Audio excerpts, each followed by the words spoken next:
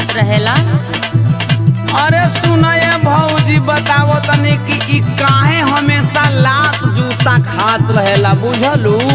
अच्छा तो ये देवर तनी बताइए दो हमहू जान ले काहे हमेशा लात जूता खात रहेला। दिन भर पड़ल रहे लइकिन के पीछे, लइकिन के पीछे हो लइकिन के पीछे।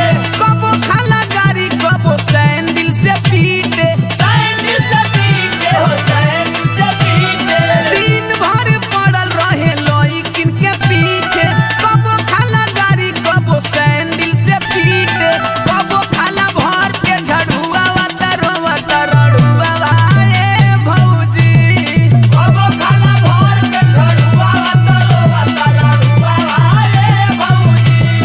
कबो खाला भर के झड़ुआ वतरवा तरड़ुआ वाए भौजी। आ का जी दीवाना बबुआ अब ही ले रड़ुआ काहे बाहो। अरे भौजी वहीं ले तू इहे नहीं बुझानो। अरे ना हो तनी बतावा हमहू जान ले कनिया बहुरिया बानी तो कैसे जाना।